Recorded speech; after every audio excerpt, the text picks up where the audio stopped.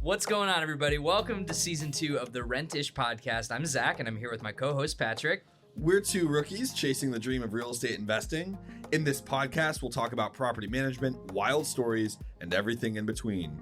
We don't know it all yet. But that's the point. We're learning as we go, just like you.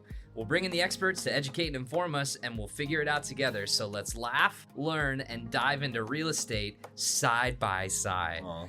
Thanks for listening to another episode of the Rent-ish podcast. Remember, follow the podcast on the internet at the Rent-ish pod. I think that's our Instagram handle, right? The Rent-ish pod? I'm getting a thumbs up from the producers. I think so. The Rent-ish pod. Yeah, the Rent-ish pod. And then Sounds email right. questions@therentishpod.com if you want to send us topic suggestions or ideas or commentary. Or if you're a guest that knows about real estate and you want to be on the show, feel free to send us a message. And let's connect, as the hip kids say on LinkedIn. Yeah. Are the hip kids yeah. on LinkedIn? No, the kids, they love it. It's Gen Z is huge on LinkedIn. the new Facebook. And then, give us a rating, give us a review. If you're using Apple Podcasts or Spotify, whatever podcast service you use, give us a rating, give us a review, leave us a comment, and tell your friends about the show. If you've got a friend, family member, you're sitting around the Thanksgiving table talking about turkey, and you just want to talk about real estate for some reason. Post it on LinkedIn. Yeah, post it on LinkedIn. Let your family know. The real ones will Tag your know. grandma. She's on LinkedIn too. But yeah, enough silly business. Is that enough laughing, producer? Yeah, I think that was enough laughing. That was good. Now it's time to get deadly serious. Yeah. We're joined today by a special guest that's been on the show before. We're diving into a favorite method among hands-on investors. The BRRRR Method. That's buy, rehab, rent, refinance, repeat. It's a smart, repeatable way to build wealth by recycling your capital and growing your portfolio with less money out of pocket over time. To help us unpack it, we're thrilled to welcome back John Blatchford, real estate investor and founder of Cohorts. John specializes in historic renovations, adaptive reuse, and creative financing. So he's the perfect person to help us break down BRRRR and understand how to do it right. We've loved having him on to talk real estate, and he's going to educate Patrick and I because just a couple weeks ago, if you listened to our interview with Alex Bakiza, we didn't know what the BRRRR Method was. We thought it was, we were like, can you explain to us the 3 R's in there? Yeah, exactly. Maybe more. We don't So know. we're going to get to the bottom of it today. We're going to answer the question. We're going to figure it all out. And we've got John here to help us out. And I think it's going to be informative. Patrick, are you ready to take some notes, turn your brain on? I'm ready. We don't know it all, but John knows it all. So John knows it all. I'm Yeah, looking that- for. All right, so then let's just get it out of the way right at the top. In your words, explain to us what BRRRR is. What the heck is BRRRR? Okay, so I think maybe one of the key parts of the BRRRR is the refinance, right?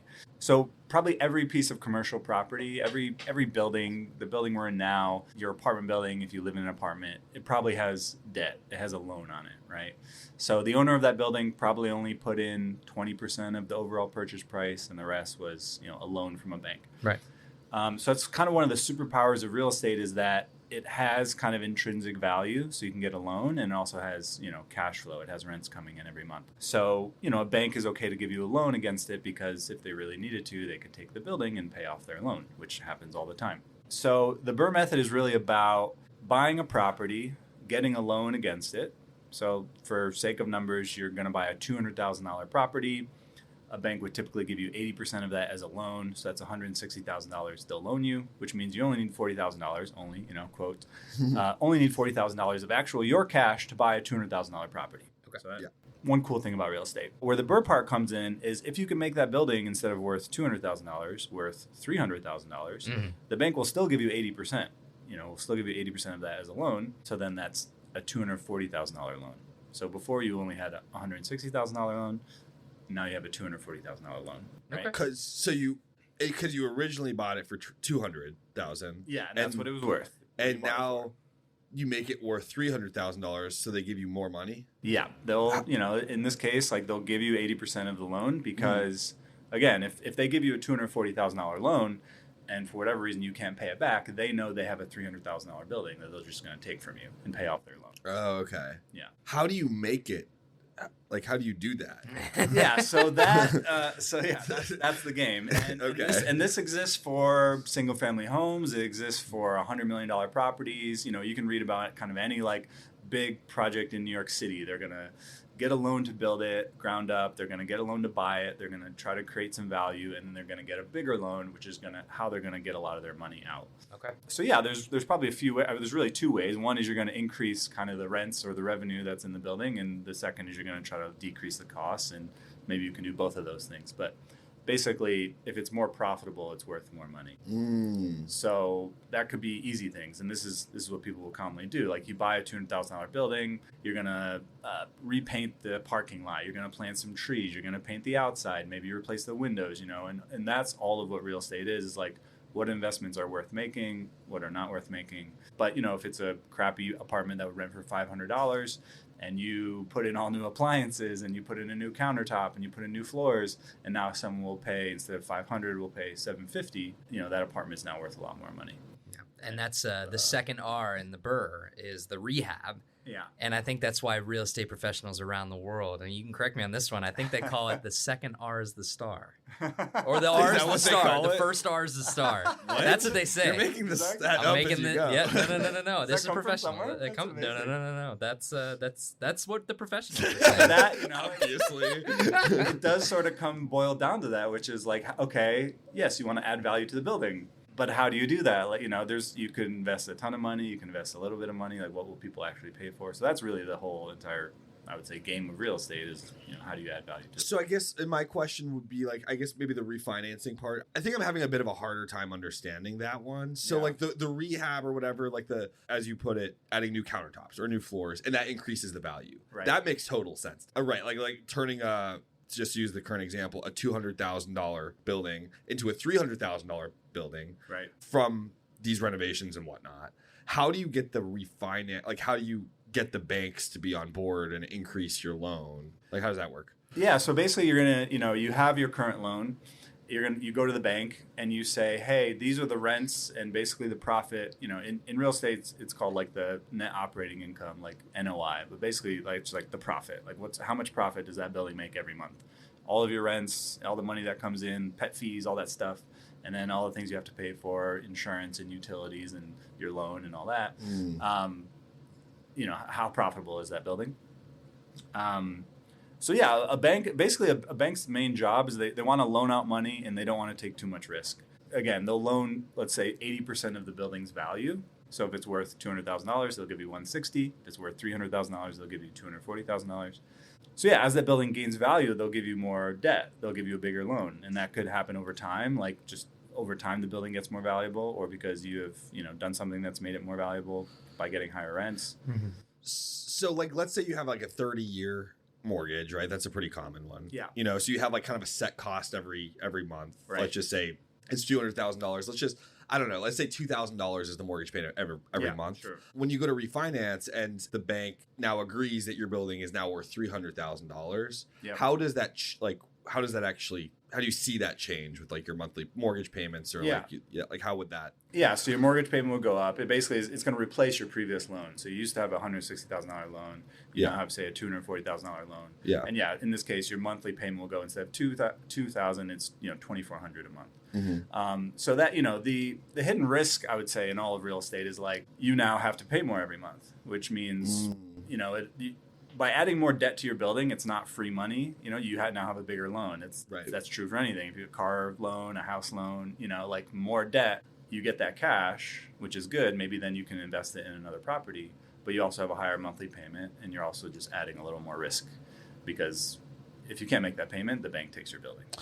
Oh, wait. So the loan, I see now.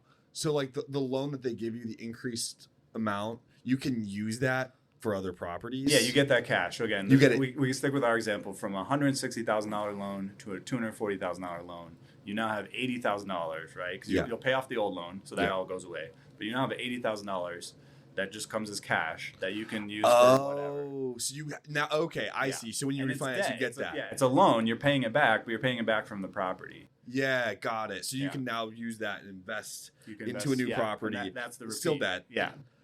I see. Okay, I don't think that part was really and it wasn't apparent to me. It took me a bit to, you're like, okay, you just get cash, but why? It's like it's a little odd. But yeah, you have a more valuable asset the bank will give you a bigger loan, and they'll give you cash for that, and you can use that cash for, whatever you want, pretty much. Well, you mentioned the risk aspect. I mean, when you go to do some sort of like when you go to attempt the BRRRR, yeah, as they say, yeah, are there cases where the bank would look at a proposal and be like, nah, we don't think so? Like, I mean, does it have to qualify for a specific amount of like, because you mentioned like banks want to mitigate their risk, but also, have a steady flow of funds and loan payments and stuff like that. Yeah, but is there a case where they would just straight up be like, nah, I don't think so? Yeah, and it all goes to underwriting, and it is fairly subjective. First you're going to provide, say, 6 months or 3 months or 12 months of rent of like previous, basically your accounting from the past 12 months. Right. But, there's kind of an opinion, it's somewhat subjective of like what that property is actually worth. And there's plenty of cases where they'll say like, oh, it's not worth as much as you think, or it's, only worth as much as your current loan. Mm-hmm. So yeah, that happens all the time. And it's all like a bit subjective, but you're trying to make your case, that it's worth more. So, you can get as much money out as possible. But sure. Again, like the bank is underwriting it. They bring in a third party appraiser to see what the value is. And, ultimately they're trying not to give out a risky loan. If they, which also happens, especially if people are fraudulent, if they give you a loan as though the building is worth $500,000 and it's only worth $300,000, that's bad. That's bad. That's bad. Yeah, it's bad. Professional terminology. Bad. Let's just say bad. Yeah. So what makes it that, I mean, obviously it's appealing. It sounds appealing. What makes it very appealing to you? I mean, do you have any great success stories of using it in your own personal life? Yeah, we had a building like this on McMicken here in Cincinnati, finished the building, went through the whole renovation, did a good job with the renovation, had a nice, 8 months of rents or something. And then, we refinanced it, and I think it was, maybe like $80,000. So, that's a challenge in real estate, is that it takes a lot of capital. Mm-hmm. And once you put it into a building, it's kind of sitting in that building. And so you can sell that building. That's one way to get it out. Or, what we're talking about here is like you can refinance it or get a loan against it and get that capital out and do another project, which is what we did. We were able to invest that money directly into another project. So, it's a way to, own more properties, do more projects without having the money yourself necessarily or raising more money. And if you can do it right, you can get to like a pretty large portfolio of properties, without having to raise a ton and without having to be personally wealthy. I mean, it sounds like it works best for properties that are distressed or like off-market deals, kind of stuff like that. So it's like, in that way, it might be, correct me if you feel differently, Patrick, but it might be a little bit more intimidating to like the casual, like like someone that wants to just get like a fix and flip property. Like this is kind of like a step beyond that a little bit. Like it requires a little bit more brain power and planning and stuff like that. Stay with us. We'll be right back. Stop overpaying for property management software. Inago gives you everything: applications, screening, lease signing, rent collection for free. It's a powerful, full-featured platform trusted by thousands of landlords with no fees or contracts. Sign up at inago.com today. That's INNAGO.com/podcast. Yeah, and there's a lot in sort of the finances of it. You have to, have a model for, okay, this is what it's worth, and this is what you can invest, and this is what it could be worth. It's a lot of dealing with banks and underwriting. So I would say it's a bit more complicated. It's how a lot of these projects work. And again, I think BRRRR, that specific term, is often used for like small, doing single family or smaller projects. But the $100 million project in New York City, like this is exactly the same thing they're doing. They're going to buy, even in a ground up construction, they're going to buy the land, develop the building, and hopefully then they're going to get a later loan, to get some of that money out.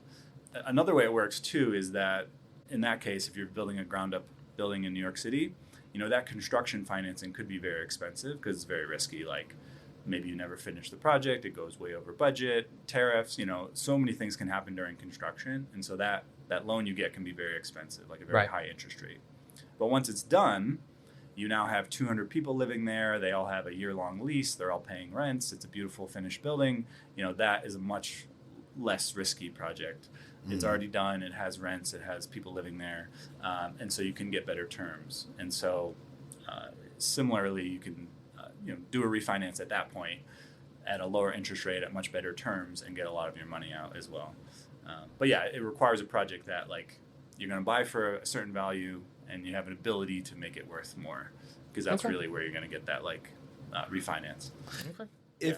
If somebody is looking, like let's say somebody doesn't have like a ton of capital up front to like invest into multiple buildings, they have one building and they want to grow their portfolio, would you in almost all cases recommend BRRRR, or is there situations where it might not be the best option for somebody who's trying to grow but doesn't have capital? Yeah, I think it's the best. It's really the only way to do it, except for raising more money or having the money yourself. Because a property itself does not give you that much money. A $200,000 property, like you'll be lucky if that gives you $5,000 a year of profit. So like it's going to be very hard to build a portfolio or buy more properties just from that. So really the refinance, is the potential to get money out. And with all of this, like the key caveat is like adding more debt in your life, is not necessarily like there's obvious risks with that, right? Mm-hmm. Like more and more debt. A lot of these are personally guaranteed. And, the bank is going to come after the building or come after you personally if you can't pay off a loan, like you're taking out a loan. So it's like refinancing sounds really good. And you pull your cash out. People say, cash out refi and all this, it all sounds so sexy. But like if you change that terminology, like, oh, I'm taking more debt, you're like, it doesn't sound quite as good, right? Yeah. So it works. It's how all of commercial real estate works. And even, to get a 10 unit or to get like 10 properties, you're going to be refinancing, taking cash out. So it's how it all works. But like, it's important to realize it's just more debt. Like, it's more and more debt. Yeah, I gotcha. Yeah. Okay. Would you say taking on that debt is the most common like pitfall that a new investor would make getting into the like buying fixer uppers and like kind of starting to get into it, or are there other pitfalls and like snags that you can see that people would be running into? Yeah, well, the main thing is like, okay, can you increase the value? And so you buy a $200,000 property, you're like, okay, how are you going to make that worth $300,000? And so you might have some ideas, but that's where you get into trouble, where you could spend a ton of money on the property and it might not be worth it. If you're doing this in a super suburban part of Kansas, like maybe just no one can pay more than $900 a month, right? Like you could put a ton of money into it, but like the max rent in the entire zip code is, $950. It's like, okay, no one's going to pay $2,000 a month to live there. So, that's a lot of that goes into the underwriting of just like, what's it going to cost to renovate? What do other people pay for nice units? What would that mean for what it's worth? What would a bank give you? So this is, you can do this in pretty simple like Excel spreadsheet, but you do have to do that exercise because like, you can't just kind of blindly invest and trust that someone will pay more and that a bank will give you a loan and all that stuff. I want to come back to this, like specifically like the how to decide the smartest ways to increase the value of the property. I do have a question though, kind of unrelated. So with the naturally mounting costs of properties, that's been happening especially over the past like 5 years, let's say a property naturally goes from $200,000 and you could sell it for $300,000 5 years later and you haven't made any renovations to it. Yeah. Could that constitute getting it refinanced with the bank? Or it does? Yeah, okay. It's the same thing. Yeah, it's exactly the same thing. And that happens all the time too. That's really common of like you finish a building or you own a building and just, 6 years later, the area has improved a lot. The property's worth a lot more. Rents have gone up. It's just worth more. Then you can get a larger loan. Okay, and you didn't even have to do anything. You didn't have to put any money or time into it. Yeah, and that's really common. That happens all the time. Okay, cool. Yeah, especially in areas where rents are increasing, property values are increasing. Yeah. That happens. And that's, you kind of hear like growing up, you might hear like, oh, they took out a mortgage or second mortgage on their house. Like that's often what that is. Like maybe you heard that for your parents or something where they bought their house in the 80s and it was worth, $50,000 and now in 2000 it's worth 200,000 or whatever, it's like it's worth a lot more and so they can get a bigger loan and that's like taking out a second mortgage or a new mortgage or whatever. Okay. I feel like I'm learning. I don't know about you, Zach. I feel like I'm learning a lot. Brain sponge right now. Yeah, just taking it all in, just letting it hit me. It's great. Okay. I got a couple more questions. Sorry. Do you? I'll be polite. Do you have any questions? No. Just call me the segue master because I was about to start segueing into other steps, but you keep questioning. Yeah. Sorry to steal your segue everything. Thunder. Okay. What are some of your favorite ways to invest into a property and make it worth more? Like, do you have like some strategies that you regularly use for your properties?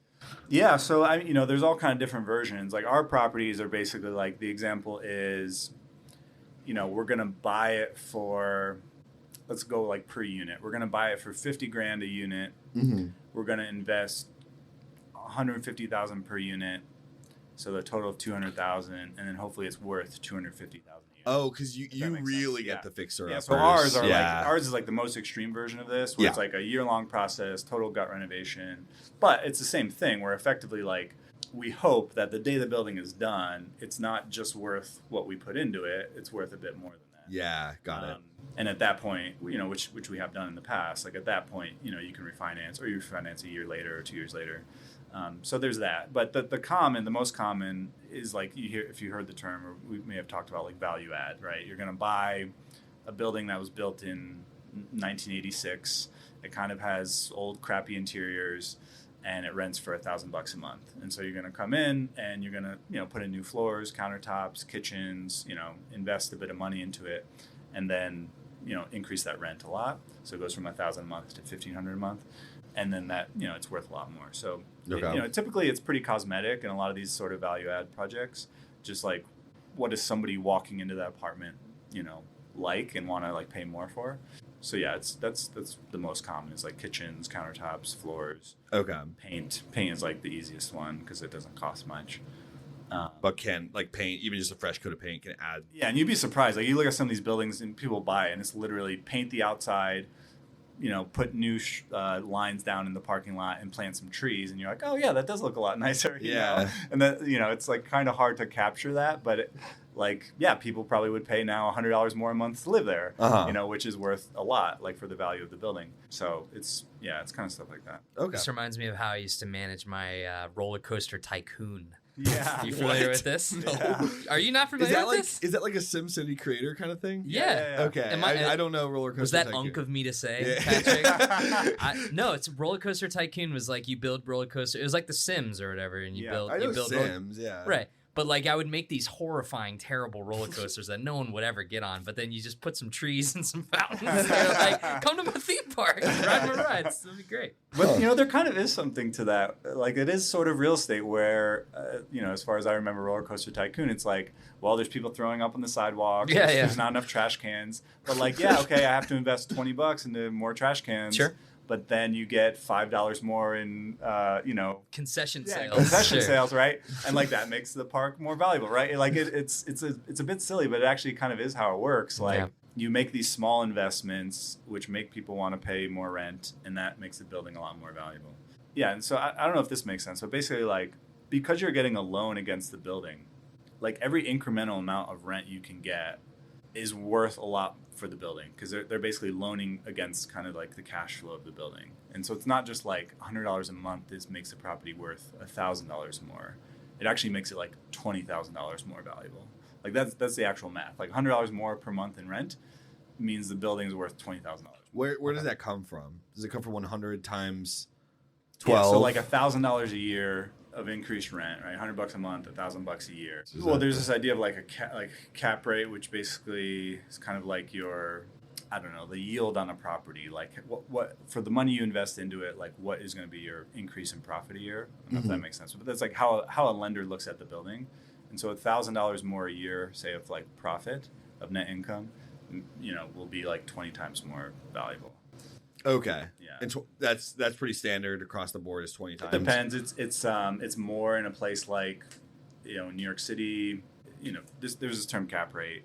Yeah. So like a cap rate in New York City might be like 3%, which means it's like 30 times more valuable. Okay. In Cincinnati, maybe it's 5 or 6%, making it like 20 times more valuable. In like a really crappy market, that cap rate might be like 10%, so it's 10 times more valuable. If that makes sense. Okay. I think I'm following. Yeah. That part gets a little niche, but it's effectively that the bank is valuing the cash flow of the property. So every incremental amount of rent you can get, assuming your costs are the same, makes the building a lot more valuable.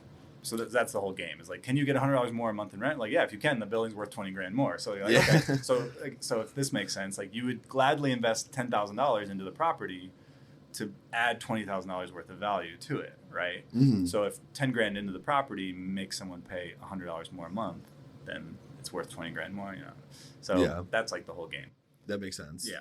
Okay. So I do want to talk about the specific steps of refinancing. So when you do get to that part of the R's, yeah, like you're taking us through the R's. Yeah, through the R's. Okay, nice. How does it work? Like where do you go? Do you have a loan officer that you go to? Do you typically go through the bank? Like what are your steps, and like when do you know that it's the right time to actually get to the refinancing step? Yeah, so you've invested into the property, so you want to see that has worked. You've been able to increase the rents, right? You had a previous tenant at $900 a month. You have a new tenant that's at $1,200 a month. You're like, okay, it's working. A bank typically wants some longer term proof of that. So at least probably 3 months of rents, and maybe more like 6 months or 12 months. Often in our case, you need kind of like 12, because we just finished the property. It had no income before. So we need at least like a year of rents that show the bank that that's real. It's like been proven over 12 months. So you kind of need that. You need a historical record. I definitely recommend like good bookkeeping, because that just makes it really easy for the bank. But yeah, then you can go to a lot of local lenders. Are happy to lend against a building that has rents and cash flow and has a value. So yeah, you just go to them that you want to refinance the property. Sometimes if you have a previous loan, and this is all in your loan documents, there might be like a penalty to pay off that previous loan early. Interesting. There's kind of different things there. That's the biggest one, like a prepayment penalty. But yeah, you go to the bank and they'll typically underwrite it for free, or maybe you pay a small amount, and you can just see like what's it worth. Like, is it worth what I think, $300,000? Is it worth $350,000? And then you can kind of make a decision like, does it make sense to refinance, and what the terms of the refinance will be too. Okay. Do you find that a lot of the time that you get that initial, like, is it like not a cat and mouse game, but like, do you find that most of the time when in the situation you would go in to do the refinance, you get a number that you're not super satisfied with, and then you would like be like, okay, I'm good, and then come back later? Or do you think, have there been any that you've executed on the first offer? Yeah, and it's an interesting mix, because you theoretically want that value to be as high as possible, because you can get the biggest refinance possible, right? Again, with the caveat that is more risk. So you kind of want the biggest number possible. The bank also kind of wants to loan as much money as possible. Like, there's a lot of incentives for this refinance to happen, but everyone needs to be realistic, because again, if the property is only worth $300,000, like, you don't want a $500,000 loan, because So we've had it before, and you kind of go to different lenders, and they're going to work with different appraisers, and they're going to evaluate it a different way, and ultimately you just kind of choose the best one. And we've definitely had it before where you go for the refinance, it doesn't make sense. So maybe wait 6 months, try to push rents a little bit more, see if interest rates will come down or whatever. Okay. Yeah. Patrick, how's your mind sponge going over there? So absorbed of information. Any questions you have for John? No, this has actually been really, like, I feel like I've learned a lot, actually. Not that I typically don't sometimes, but Yeah. like, this has been a very helpful. It's nice to know to know it in context now, because we've had a few guests on the show, and like we've done topics where we've mentioned the BRRRR method, but it's like not having any context for the specific steps and stuff. It makes it a lot more. You've made it easy to understand. It's like the Sesame Street of real estate podcasting right now. Let's say somebody owns a house and they live in that house. They don't have any investment properties. It's just their house that they bought that they own. And let's say there's like the value of that house has gone up over the past 10 years, for example. Yeah. Is it common / recommended to maybe do a refinancing situation with their own house, get that refinanced, and use that to then invest in their first rental property? Yeah, I think that's definitely a way to do it. I mean, people do it all the time. I think I can recall, you see it in movies, or even if you watch Shark Tank or something, like, we took out a second mortgage on our house. Like, that term is what we're talking about. Like, you refinanced your house to take money out and then use it for something else.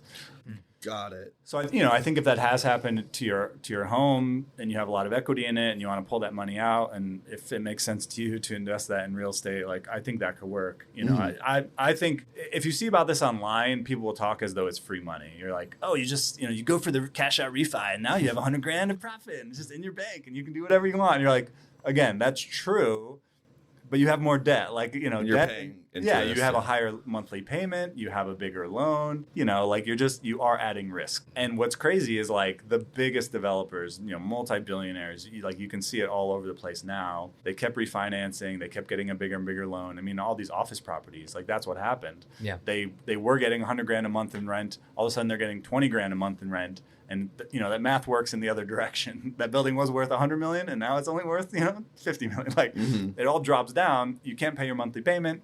the bank comes for the loan, or bank comes for your building. The building isn't worth as much, and then they're going to come after you personally. So like, yeah. So they're that's the risk, and again, it's like BRRRR I think is talked about in a much smaller context, but like all the biggest buildings are doing a similar thing. But the reason that makes it so good, can also be the reason where it all like collapses. So yeah.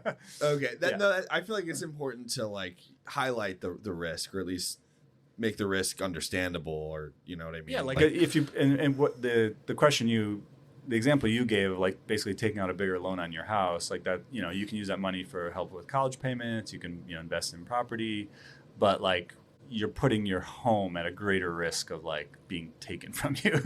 If you're not able to make those higher monthly payments. Yeah, if you can't, and that's the main thing. If you can't make the monthly payment, then the bank's coming after your house. So like I think that side of it like isn't talked about enough. You just kind of see it like, oh, cash out refi, we paid everyone back. You're like, yeah, even the term like cash out refi, it sounds so sexy. Or just like just exchange that for like, we got a bigger loan, we took on more debt. Right? Yeah, right. Like if you could just do that in your mind, like we took on more debt, and if it still makes sense, like okay, then it makes sense. Yeah, when you said free money, I don't know why, but that whole thing, I pictured Saul Goodman saying that like directly at a camera with like a crappy TV studio behind. It's like, it's free money right now. Yeah, cash out refi. Exactly. Put that money right in your pocket. You can imagine some infomercial, like cash out refi. Yeah.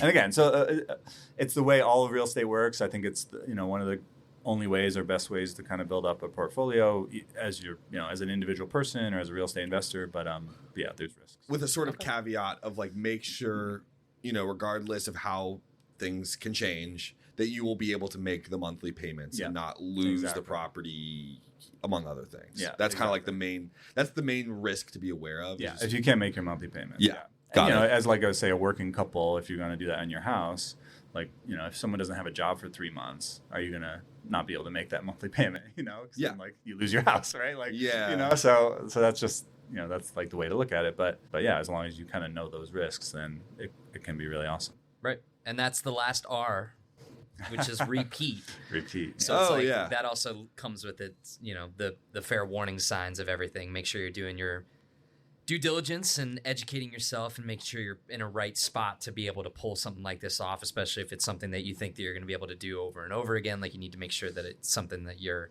prepared for. So. Yeah.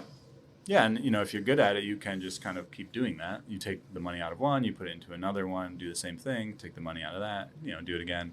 And so, you can do that kind of indefinitely, but, again, with the risks involved. Yep. Okay. You know that episode of SpongeBob where he puts like corks in his like pores and he becomes really big? Yeah. That's my brain right now. Information. I'm glad I got you on this train of thinking of the mind sponge. Yeah, the mind sponge. Yeah, that's good. It's going to be a recurring theme, I'm sure. Retain some things, yeah. So, Patrick, are you ready for a new segment? Oh, wait, that wasn't the whole episode? Well, stick with me. Okay. You just want to question everything I do we were wrapping up. That's fine. You just want to question everything I do. It's totally fine. You ready for a new segment here? Yeah, I'm ready. All right. It's called We're Trying to Appeal to Gen Z. So I'm going to explain everything that John just explained in Gen Z terms. Are you ready? God. Tell me if this sounds right. Found a chopped property? Don't be unk, use BRRRR and riz it up to make money, no cap. That hurt, dude. Why? Sounds right. Why? Put that on social media. We're going straight to the top. Sounds right. Oh, man. Direct quote. Okay, cool. Well, so I think unless you had any other questions, Patrick, I did want to use maybe we got 5 minutes left or whatever to ask John anything that we want. Okay. Do you have anything else about BRRRR? Are you good on that? Dude, I'm so You're good on that? I did want to ask because, and they didn't prep you for this, but we just did an episode where we talked about the 50-year mortgage stuff. And I'm just curious because right now that is topical. I'm just curious to hear your opinion on all of that right now, while we have a real estate professional that can sit with us in the room and actually kind of break down their opinion on what's going on with that. Yeah, it's interesting. It's all kind of we're all just making up the rules, right? Like, I don't know, is it 30 years or is it 50 years? I think in Canada, I think a lot of the rest of the world thinks it's odd we even have a 30-year. As opposed to what? Much shorter. Oh. I think in Canada, the max is 15 years. And I think in the U.S., there wasn't a 30-year. And I think historically it was it was more responsible. Like you had a 7-year mortgage. Like, yeah, you paid off your house in 7 years. You weren't just like making these little monthly payments for 30 years. So yeah, I don't know. What's the motivation? I guess you have a lower payment. It's probably better for people. They have more money to spend on things, which I guess that makes sense. But I don't know. I think this idea of like what's your like surface area of risk, and the longer you own the property and the longer you're sort of paying it off, you're kind of like increasing this like surface area of risk, Okay. Mm-hmm. So I think it seems like riskier, but probably better for homeowners. Sure, if you could pay it off over 50 years instead of 30, like, why not? Okay. So you don't immediately think it's like a predatory sort of bank, like the banks are like, yes, this is gonna Pay be us better all for this us. interest so. for 50 years. Yeah. Yeah, I don't think so. No, I mean, they want a shorter loan in general. I think, they want their loan to be paid back plus interest if they can. Okay. And they'll just underwrite it appropriately. If it's a longer loan and maybe it's whatever it is, a higher interest rate or something. Okay. Interesting. Okay. I didn't know that like Canada is like a 15-year I loan. don't think So, so. like, Yeah, I think 15 is the max. It's very odd. and it used to be 7. Yeah, in the U.S., I think it was very short until like recently. How was that doable? Just because property prices were so low compared to income? Yeah, I think we would make much larger down payments on the house. So you'd pay 20% or more. So it was just a smaller loan you were taking out. Yeah. All of this is like the higher the loan, the longer term payment. It's like it's kind of just more risk, I think, but it's better for homeowners as long as you can make the payments. Yeah. Okay. Okay, cool.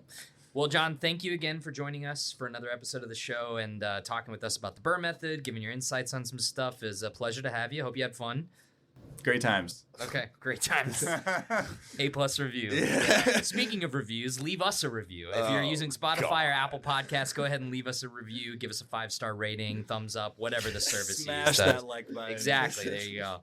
And follow the podcast on social media at The Rentish Pod. Email us questions at therentishpod.com if you want to ask any questions, maybe a question for John for the next time he's on the show, topic suggestions, anything you got, we'd love to hear it. And tell a friend about the show. If you have a friend that you know that is into real estate or investing or property management, whatever it is, let them know that they can check out The Rentish Pod weekly on podcast services around the world.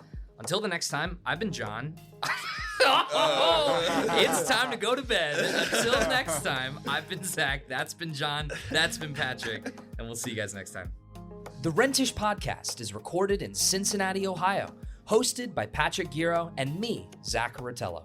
Produced by Musei Gebermeskel and Charlene Mulchandani. Edited by Elliot Mongenis. Theme song by me, Zach Rottello. What if you had a network of mentors and peers to guide you through your toughest challenges? Cohorts is a private network of experienced investors who share lessons, insights, and support at every stage of growth. Whether you're managing 10 million or 1 billion in assets, Cohorts helps you build smarter and avoid costly mistakes. Learn more and join the community at joincohorts.com/podcast.